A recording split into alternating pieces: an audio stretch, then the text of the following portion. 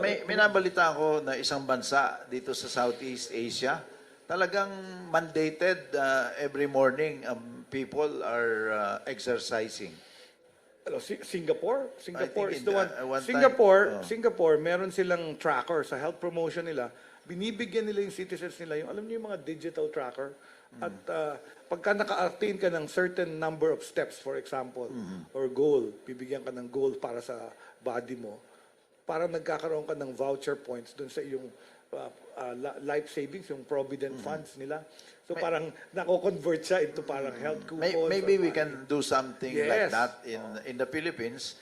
Kung wala mang batas, pwede namang executive order mandating or encouraging local governments to undertake certain program, and then kung gagawin ng local governments yon na talagang mapopromote ang healthy lifestyle through concrete programs, then magkaroon ng incentive ibibigay ang national government sa local governments, hindi lang award kung hindi merong monetary incentive.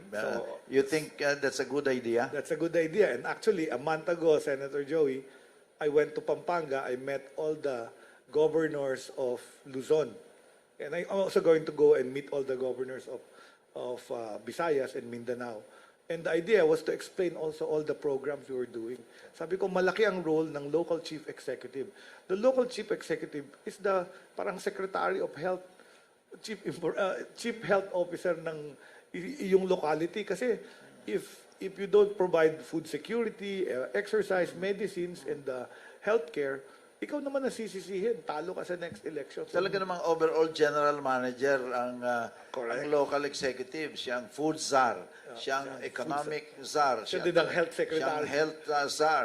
Siya ang housing czar. Governor ka na. So alam mo yan. Sports czar. Correct. Lahat ng general welfare na tinatawag, kapakanan ng mamamayan sa isang probinsya or sa isang bayan, syudad, yung local chief executive ang overall general. Correct. And in fact, dito sa Pilipinas, nag-devolution tayo sa healthcare.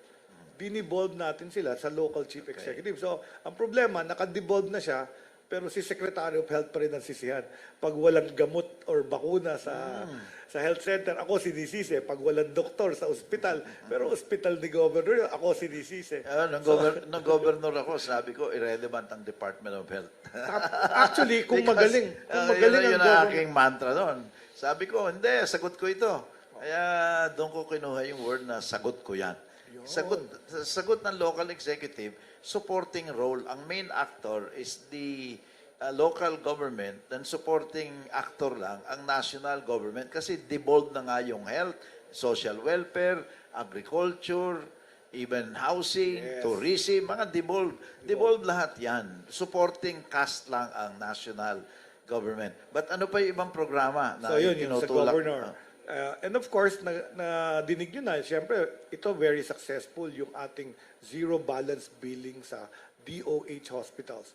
So, Uy, paliwanag mo mabuti yan. 83 hospitals in the Philippines now, pag pumasok ka, hindi ka na kailangan humanap ng ayuda. Basta ikaw ay nasa basic accommodation. Ito yung ward or shared accommodation. Huwag ka lang mag-private kasi pag nag-private ka, iba yun. That means gusto mo magbayad ng room, magbayad ng doktor. So, pag nasa basic accommodation, 90% of the beds ng Department of Health hospitals are basic accommodation. Okay. So, of all the 83, about 2 million Filipinos na ang nag-benefit sa zero balance billing since na-implement ko last July when this was announced by the President and so on. And of that, ang total cost namin is about 2 billion. So, ang estimate ko na per person na na-discharge sa ospital, gumagastos ang pamahalaan ng about 57,000 pesos.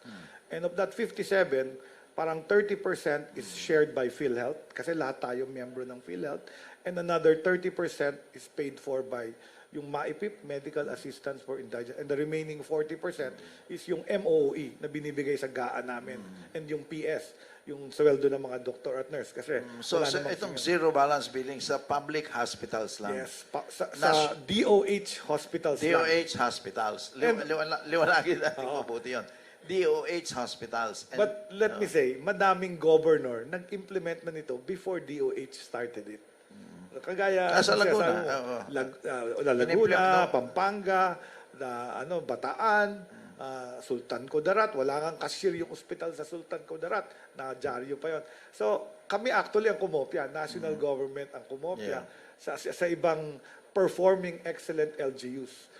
But hindi magawa ng iba. Kasi nga, money. So, yan ang goal namin. And recently, yung GAA, nabigyan kami ng 1 billion pesos, zero balance billing support fund sa LGU. Ilan ba ang DOH hospitals all over the country? 83. 83. 83 hospitals yan. Of the 82 provinces, 36 na lang ang walang DOH hospital. So ginugol ko rin yon. Para may universal healthcare tayo, dapat lahat ng DOH, lahat ng probinsya, may at least one. Kasi sabi mo, access to healthcare, pupunta ka pa sa kabilang probinsya. Okay. 2 to 3 hours travel. Pangit yun, di ba? Okay. Other programs that So, that meron you're kaming involved in? nag-hit na program na na-recognize din ng WHO, yung BUCAS program. BUCAS stands for Bagong Urgent Care and Ambulatory Services Center. When I started, sabi ko, 80% na nagpapagamot sa ating mga ospital, outpatient lang. Hindi naman nila gusto ma-confine. Gusto lang nila ma-CT scan, ma-ultrasound, magka-blood test at makonsulta. Sabi ko, edi ilabas natin. So we experimented with the first one in Santo Tomas, Pampanga. District Hospital to, dinonate sa amin. Sabi ko doon sa director ng JB Lingad ng Pampanga, alisin mo lahat ng kama. Palitan mo ng laboratory, ultrasound, tapos tuloy mo yung operations dyan. Yung uwian sila. Alam mo, nag-hit. I said, gawa tayo niyan, 28 bukas centers for the 28 million poorest Filipinos for access. Alam mo kung ilan na meron ako ngayon after 1 year? 63 buong Pilipinas. Kasi talagang gustong-gusto siya ng mga citizens kasi hindi ka nabibiyahe dun sa ospital. Pagdating mo sa ospital, papipilahin ka. Oo. Tapos pababalikin ka pa the next day para magawa yun. So in other words, one-stop shop. Andun na lahat.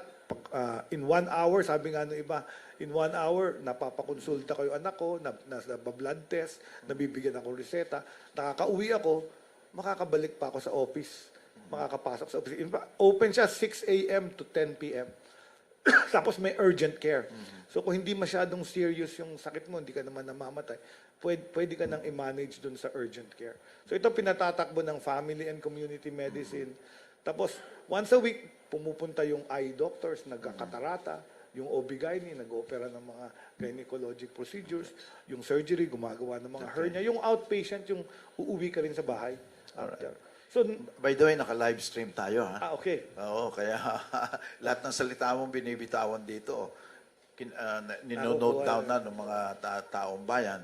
Kaya madali bang makita itong bukas? Oo, ano tawag to? Bukas? Bukas centers, bagong urgent care and ambulatory services. And meron kaming listahan sa aming website. So pwede nilang tingnan. At ano yun, balita by word of mouth. Kasi tricycle or lakad lang, nakakaabot sila doon.